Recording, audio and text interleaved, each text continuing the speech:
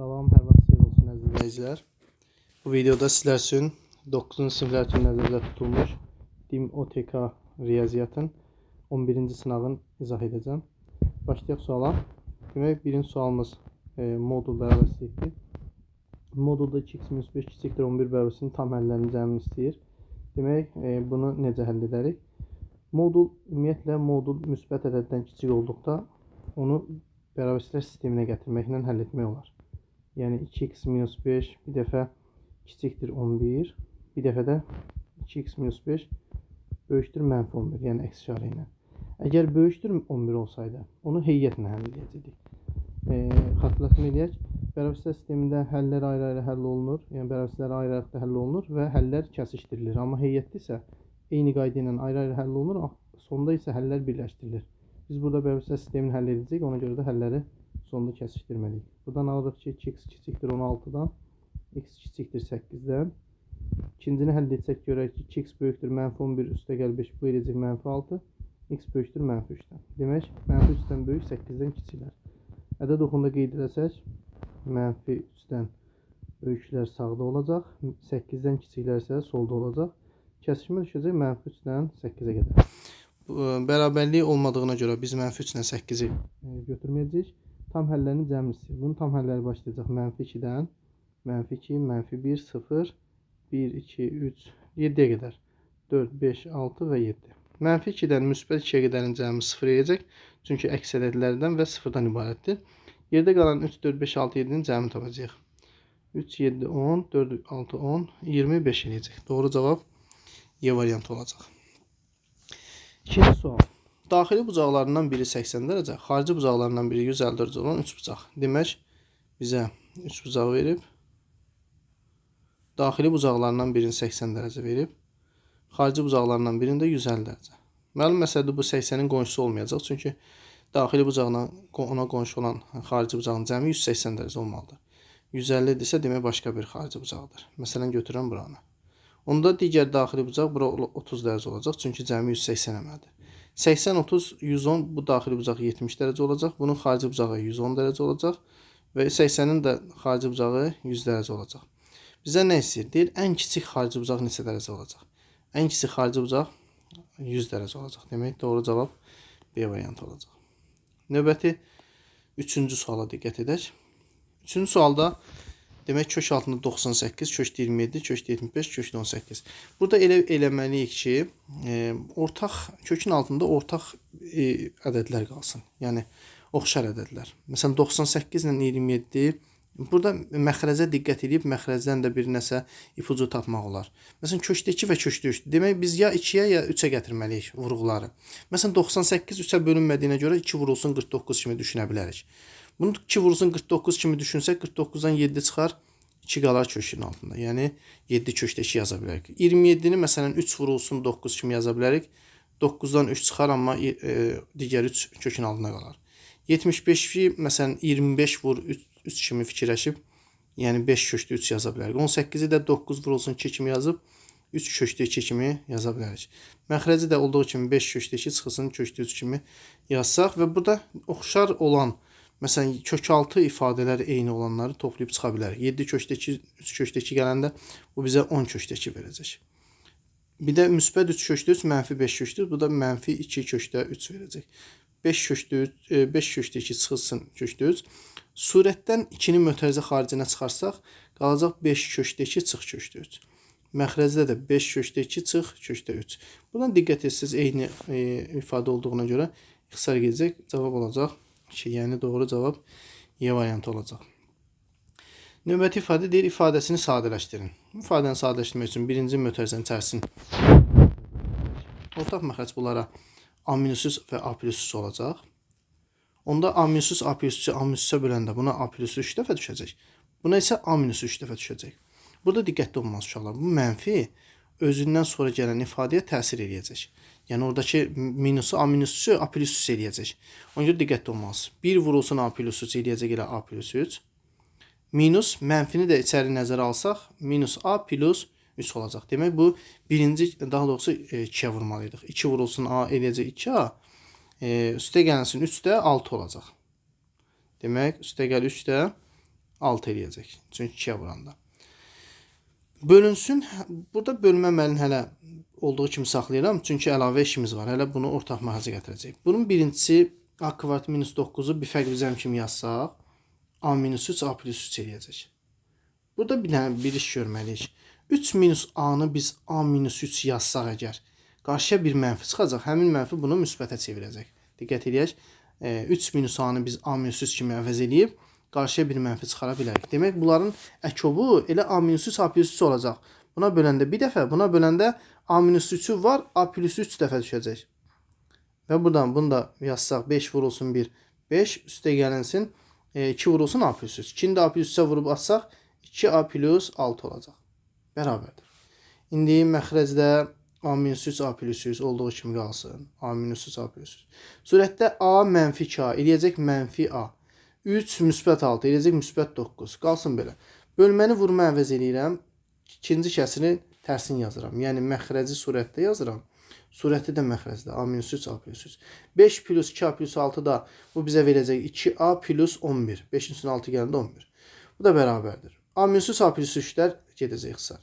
Qalacaq surətdə mənfi a plus 9. Uşaqlar, mənfi a plus 9-u işarələrini saxlamaqla yerlərini dəyişə bilərik. Yəni mənfi a-nı ikinciyə ata bilərik.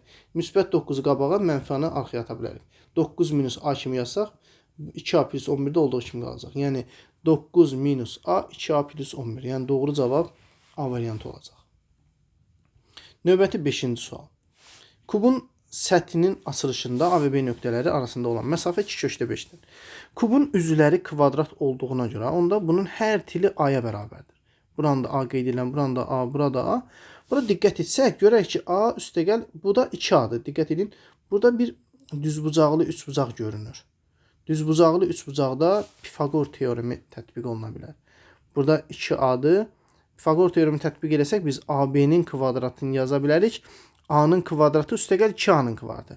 Uşaqlar, 2A-nın kvadratını gərək mötərizədə yazasınız. Ya 4A kvadrat yazmalısınız, ya da mötərizədə yazmalısınız ki, çaşmayasınız. AB-nin kvadratı bərabərdir A kvadratı üstəgəl 4A-nın kvadratı. Bu da bizə 5A-nın kvadratını verəcək. Demək, AB-nin kvadratı 5A-nın kvadratına bərabərdir. Onda biz buradan AB-ni tapmaq istəsək, AB bərabər olacaq A kök altında 5. Çünki A kvadratından A çıxacaq, amma 5-dən isə çıxmayacaq, kök altında qalacaq. Bu da bizə deyir ki, A və B nöqtələri arasındakı məsafə 2/5-dir. Yəni biz A kökdə 5-i 2 kökdə 5-ə bərabər eləməliyik. Buradan kökdə 5-ləri atsaq, demək kubun tili 2 imiş. Kubun yan səthinin sahəsini istəyir. Bilirik ki, kubun yan səthində diqqət etsiniz 4 dənə kvadrat yerləşir. Onda S-yan 4 dənə kvadratın sahəsinə bərabərdir. Kvadratın sahəsi A kvadrat olduğuna görə 4A kvadrat olacaq. Onda bu olacaq 4 vurulsun A kvadrat, yəni 2-nin kvadratı. 2-nin kvadratda 4 edir, 4 4-ün 16. Yəni doğru cavab 16 olacaq C variantı. Növbəti 6-cı suala diqqət edək. Deyir, tənklər sisteminin x, y hasilini tapın.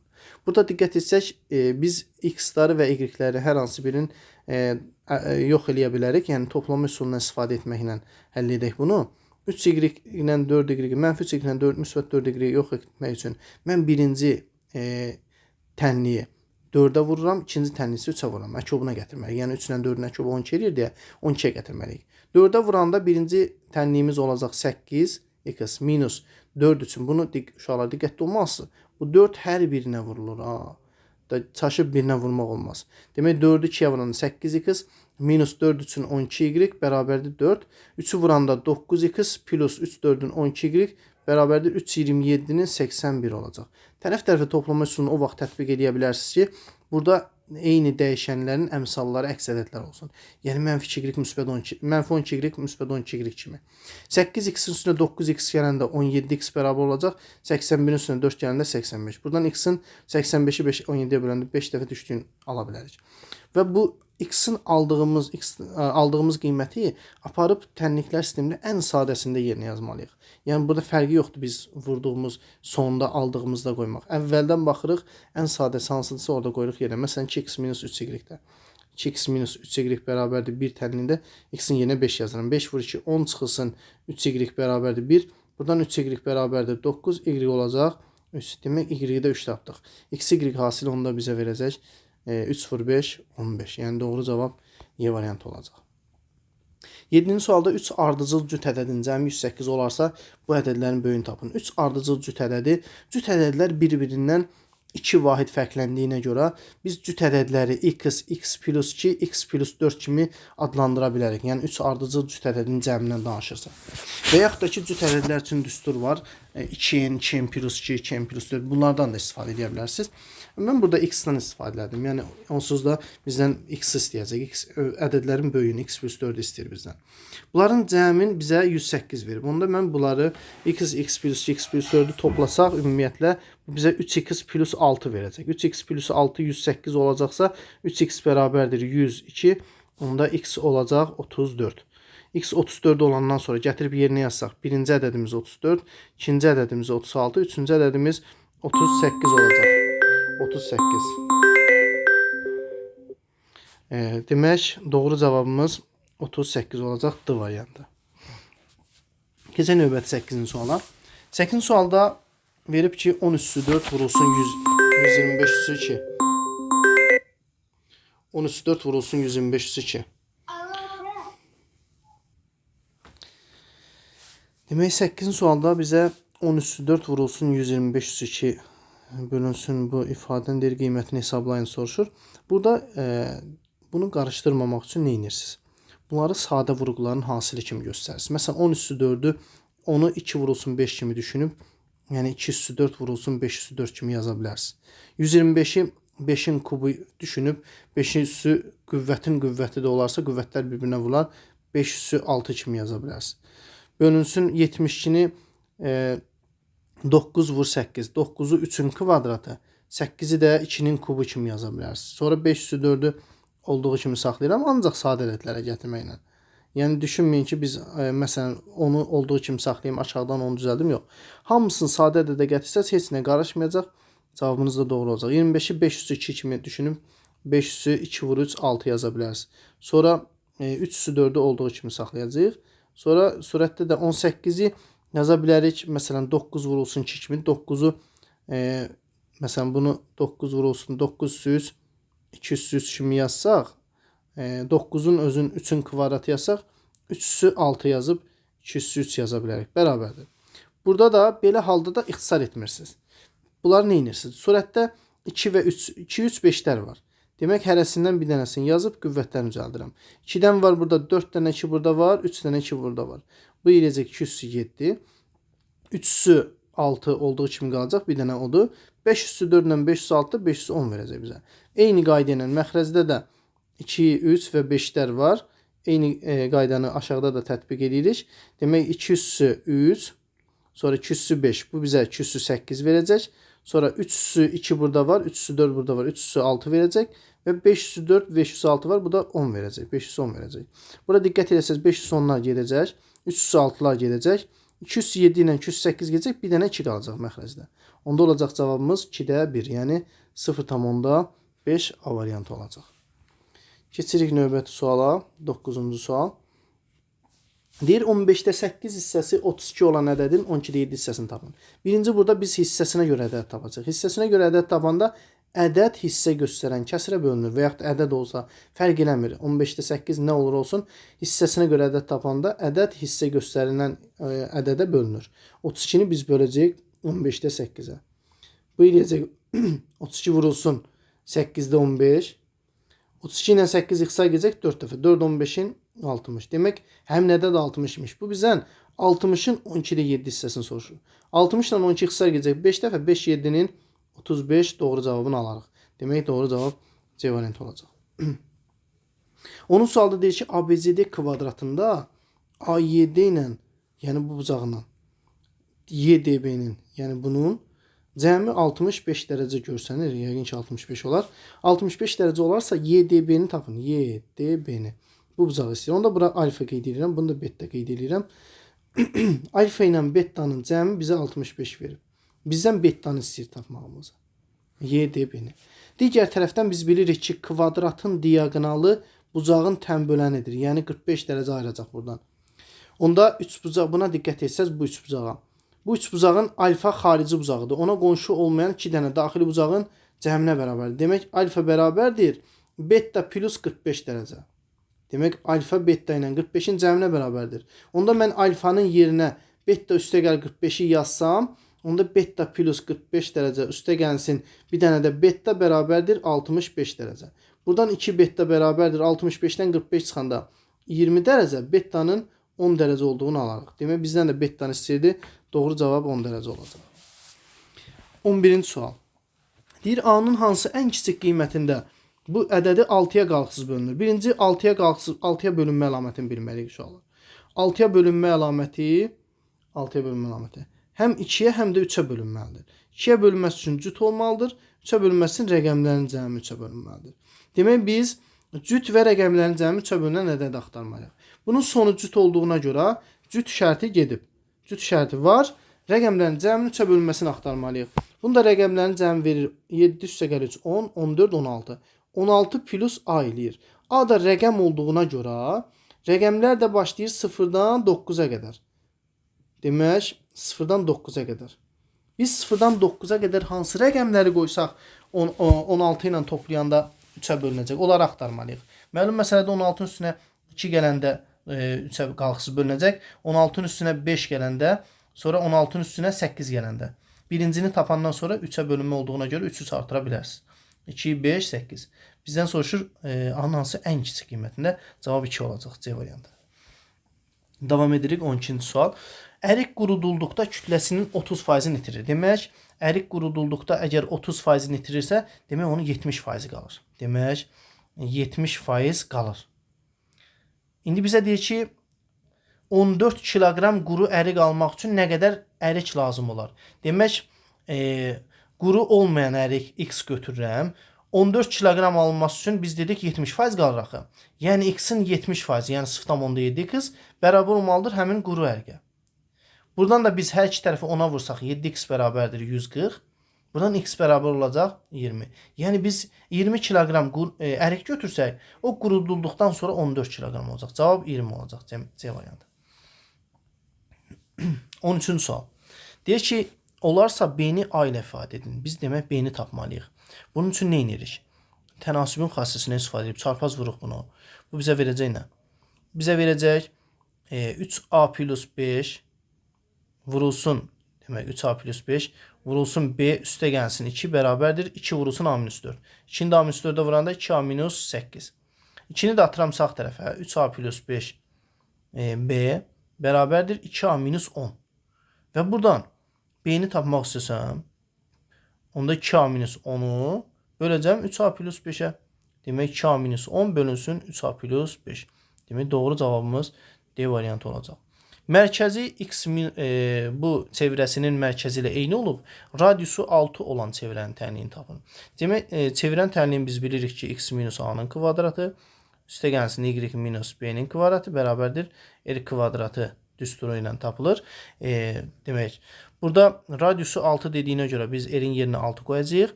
Mərkəzin koordinatları da bundan eyni olacaq. Demək, sol tərəfi bundan eyni olacaq. Sağ tərəfin 25-in yerinə 6 yazacaq, 6-nın kvadratını 36 yazacaq. Onda olacaq bu cavablarda açılışın verdiyinə görə biz bunu açacağıq. Yəni x-in kvadratı çıx 6x plus 9 müxtəsər format üçün tətbiq edəcək. Üstə gəlsin y-in kvadratı, üstə gəlsin 4y, üstə gəlsin 4 bərabərdir r-in kvadratı, yəni 6-nın kvadratı 36-ya. Buradan diqqət eləsək, buradan artıq olanlar nələrdir? 9 ilə 4-ü sağ tərəfdə toplamalıyıq. Daha doğrusu hamısını sol tərəfə keçirib, eyb yox. 36-nı sol tərəfə keçirəcək. Yazıram x kvadratı. Sonra y kvadratının işarəsinə diqqət edin. Üstəgəl y kvadratı.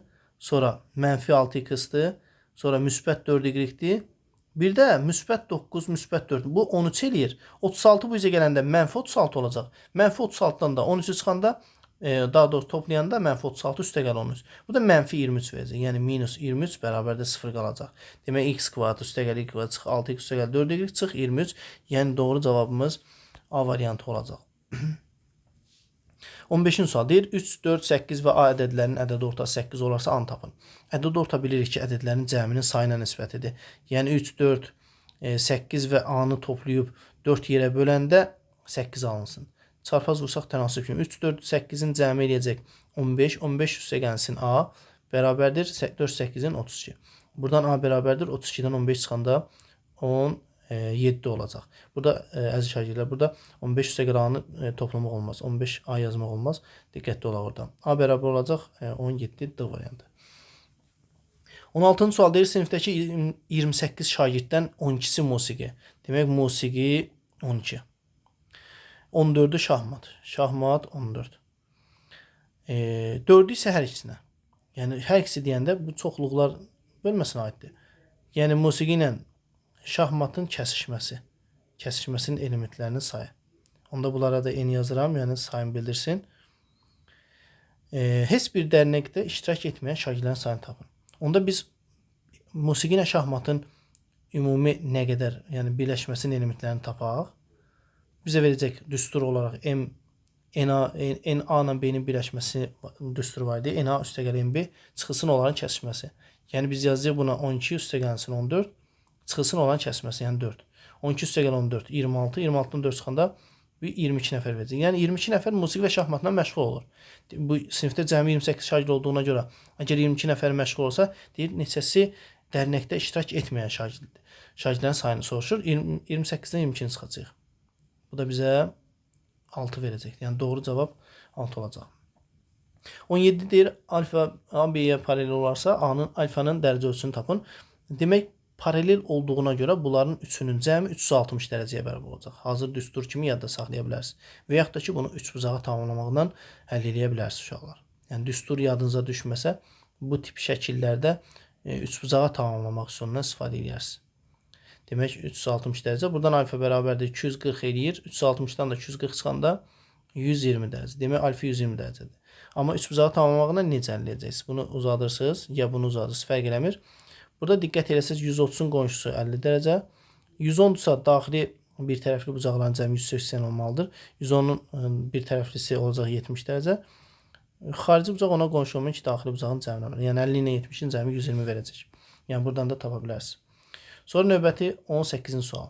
Deyir, ana ilə 3 oğlunun yaşlarının cəmi 42-dir. 3 il sonra ana ilə oğullarının yaşlarının cəmi neçə olar? Ana ilə 3 oğul. Demək, ana və 3 nəfər oğul. Onda burada cəmi 4 nəfər var. Bir nəfər 3 ildən sonra 3 yaş, yəni yaşı artacaq. 4 nəfərin 3 ildən sonra yaşı 4 vurulsun 3. Yəni 12 il artacaq. Əgər hamısının yaşlarının cəmini soruşursa. Demək, 12 yaş artacaq yaşlarının cəmi. Əgər indi onların 4-ünün yaşlarının cəmi 42-dirsə, 3 ildən sonra təzədən onlar yaşlarını toplasalar hamısı, onda hər biri, yəni 3 yaş böyüdüyünə görə bu olacaq 54 yaş. Onların yaşlarının cəmi 54 olacaq. Növbəti 19-cu sual. AD-nin DC-yə nisbəti 3/5-dir. Yəni AD-yə 3x, DC-yə 5x yazıram. Və S ABD. ABD-yə oxşuyur. Yəqin ki, inşallah bura olar. ABD. Bura 36 verib. Ümumi sahəni istəyir. Demək, əziz şagirdlər, burada diqqətli olmalısınız nəyi bilməlisiniz? Üçbucağın bir təpəsindən hər hansı bir digər tərəfə fərq eləmir, median, təmbülən, hündürlük, ixtiyari bir parça çəkilibsə, sahə həmin o tərəfin bölündüyü nisbətdə bölünür. Ümumi sahə bu tərəflərin bölündüyü nisbətdə. Yəni, buna S1, S2 desək, S1-in S2-yə nisbəti 3x-in 5x-ə nisbəti, yəni 3-ün 5-ə nisbətinə bərabər olur. Yazı qalsın. Burada oxşarlıq deyil. Birdən düşünərsiniz ki, ağlınızdan keçər ki, bunu kvadrat yazmalıyıq. Yox, bu oxşarlıq deyil. Bunu sahə kimi düşünsəz, bunların hündürlükləri eynidir. S1 2/1 AD vurulsun açdı. S2-də 2/1 DC vurulsun həmin açdı. Nisbətlərin yazanda H-lar gedir, 2/1-lər gedir. S1-in S2-yə, yəni AD-nin DC nisbətinə bərabər olur. Ona görə oradan yaza bilərik. S1-in yerinə biz 36-nı yazıb S2-ni tapa bilərik buradan artıq. 5-də 3. Buradan 3 ilə 36 gedir 12. 12-ni 5-ə vurarıq. S2 olar 60. S2 60-dırsa S1 də 36 idi axı. S1 36 idi. Bizdən ümumi ABC-ni istəyir. Onda cavab olacaq 96. Növbəti 20-ci sual. Deyir ki, tənliyin kökləridir. P parametrasının qiymətində bu 192 olar. Burada nə edirik? Buradan x1, x2-ni mötərizə xaricinə çıxarsaq əgər, qalacaq yerdə x1 üstəgəl x2. Bərabərdir 192. Buradan x1, x2 bu çevrilmiş kvadrat tənlik olarsa, Viet teoreminə əsasən hasil 12, cəm isə x-in yanının qarşısında duran ədədin əksi, yəni P olacaq. Cəm P hasil 12, yəni 12 vurulsun P bərabərdir 12 vurulsun P bərabərdir 192. Onda P bərabər olacaq. Bu da 192-ni də 12-yə böləndə 16 eləməlidir yəqin ki. 160 32 16. P 16 bizdən P-ni istəyir deyəsən. P 16 olacaq. Növbəti 21-ci sual deyir. Diaqramda məhlulun tərkibində olan X və Y və Z maddələrinin paylanması dərəcə ilə verilmişdir. 540 qram məhlulun hazırlaması üçün neçə qram Z maddəsi lazımdır? Demək, dərəcə ilə verilibsə bu nə deməkdir? 90, 120 bizə verdiyi nə qədər? 210. 210-dursa burada qaldı 150 dərəcə. Bu nə deməkdir? Demək, X ümumi deyirəm, maddə S deyirəm. Ümumi S-in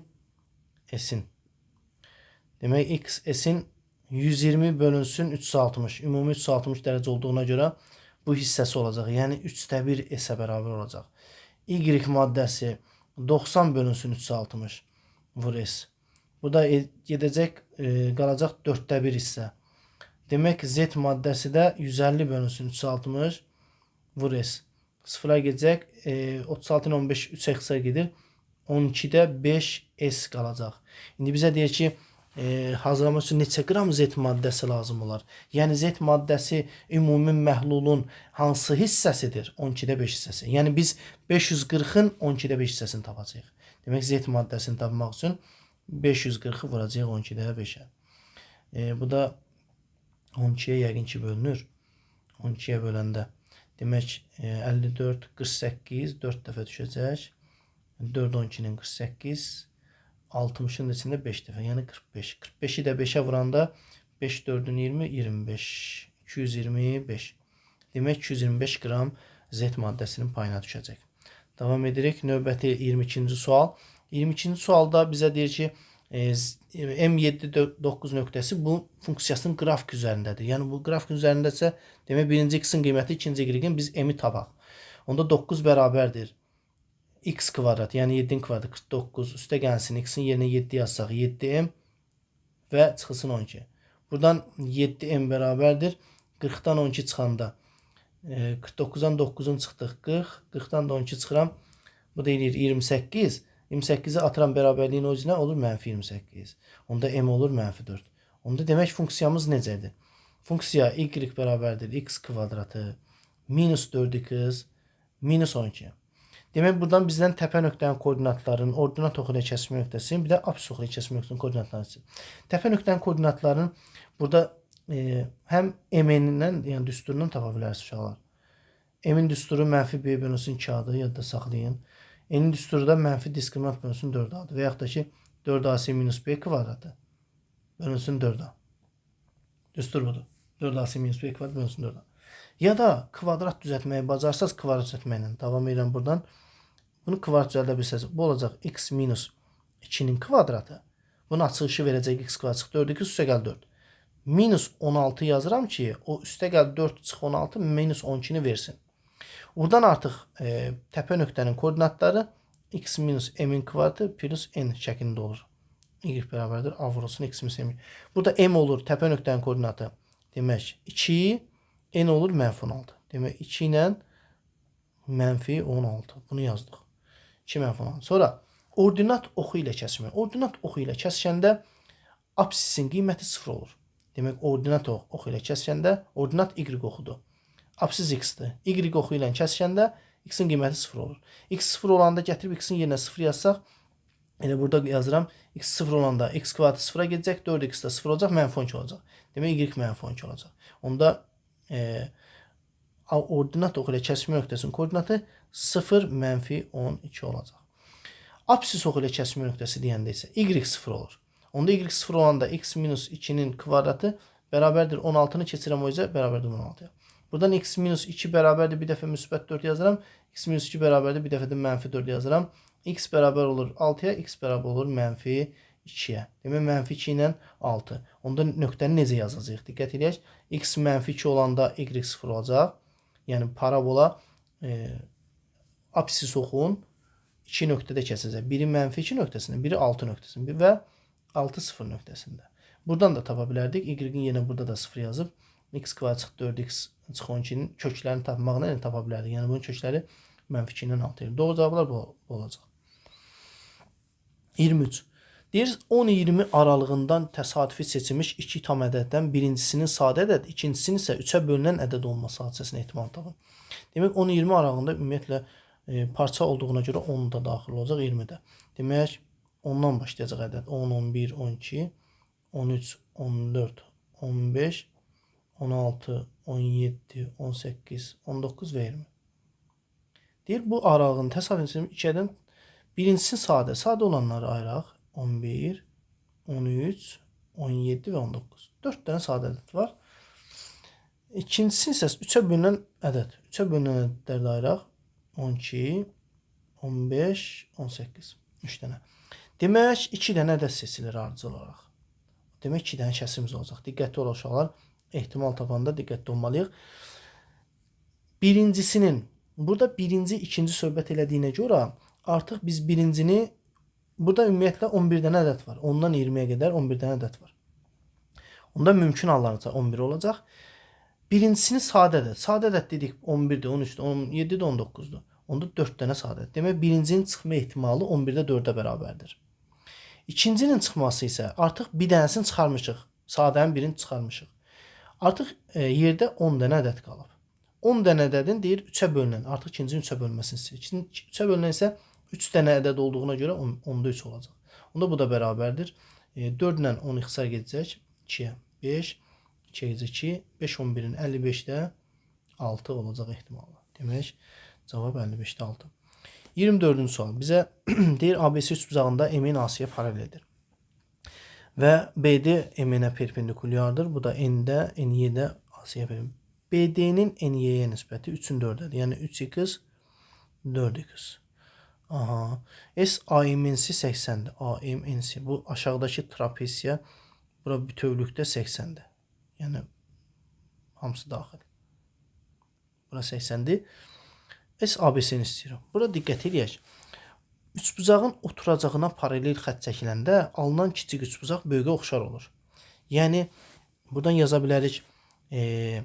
S BMN oxşardır S ABC-yə.